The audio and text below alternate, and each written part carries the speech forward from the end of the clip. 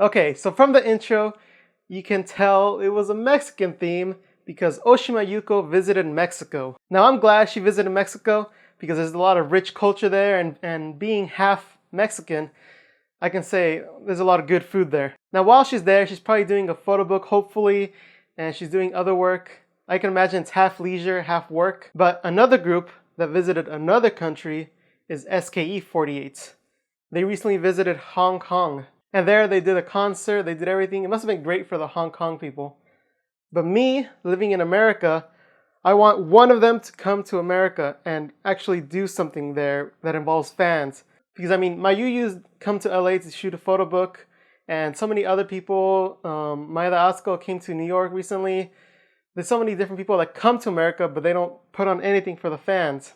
I want like AKB or SKE or NMB or Nogizaka, Keyakizaka, any of them to come and perform, just like they did a couple years ago in Anime Expo. They should come back either to Anime Expo, because you know it's a big convention, or J-Pop Summit, since it's specifically for J-Pop. So those are my thoughts on it. I really want them to come, because I mean it's kind of expensive going over there. Other than that, there's some cool news. AKB48 recently hit 40 million single sales, like overall. Now 40 million is not a small number. Can you imagine 40 million times whatever the price is of an actual CD? I mean, that's a lot of money. That's why they could have so many different groups, so many different events. And those single sales are actually due in a big part because of the handshake events. The handshake events are actually one of the biggest reason why the CDs actually sell. So I want to imagine if none of the groups did a handshake meeting for one of the singles, see how much of the actual singles would actually sell. I would imagine it would be drastically lower.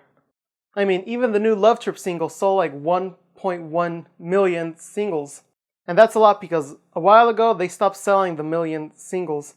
Now they actually come back full throttle. But even looking at Nogizaka, their new single, Hashira the Summer, actually sold 815,000 copies. Now that's not that far away from AKB's. So they could finally, maybe in like 3 more singles, be considered like real rivals to AKB, which is something they've been planning for like 5 years. But now that they're getting so much more popular, that means the sister group, Nogizaka46, is starting to become more popular too. And in fact, they're becoming so popular that they're actually in the game now.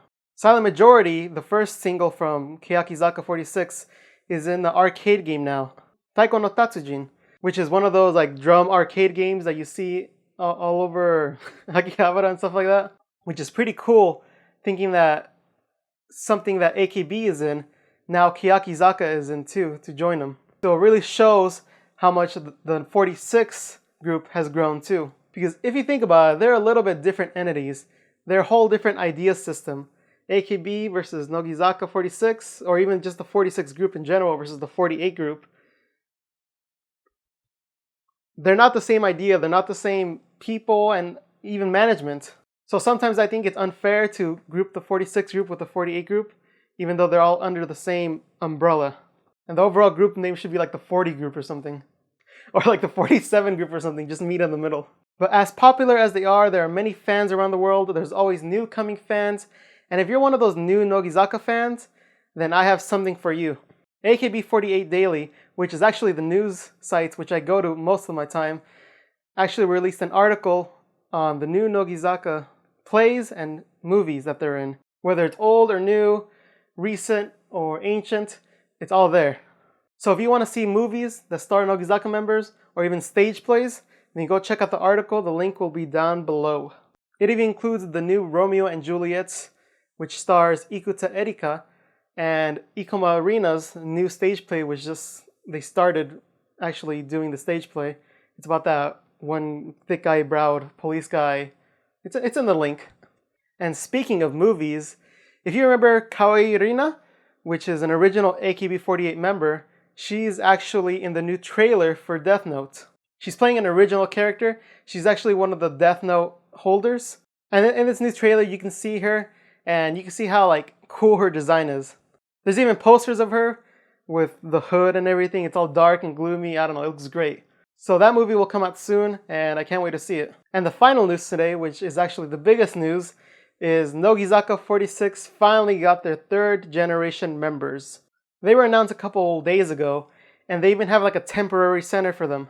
Now, I'm going to name off the members and a little information about them just to start getting acclimated to them. So in order of the live room showing that they did, here they are. First up, we have Nakamura Reno. She is 14 from Tokyo. Then we have the temporary center, Ozono Momoko. She is 16 from Kagoshima. Now, she seemed a little shy in the video. In the showroom, she was actually a little more peppy. So I can imagine that personality coming back. Next up, we have my favorite 3rd gen member, Yamashita Mizuki. She's 17 from Tokyo. Next is Sakaguchi Tamami. She's 14 from Tokyo. Next is Yoshida Ayano, 20 from Oita. Next is Mukai Hazuki, 17 from Tokyo. Iwamoto Reika, 12 from Tokyo. I think that's the youngest member we have yet. Next we have Yoda Yuki, 16 from Fukuoka. Next is Kubo Shiori, 15 from Miyagi.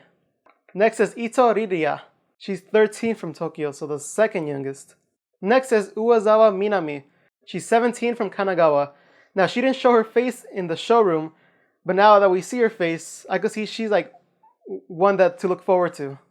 And finally, we have Sato Kaede, who is 18 from Aichi. Now, as we can see from these members, there's only one 20-year-old, one 18-year-old, and the lowest is 12. So these are youngish members.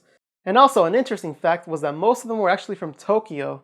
I guess they wanted to keep them local so they wouldn't have to drive off so far, kind of like Ikoma did when she first came.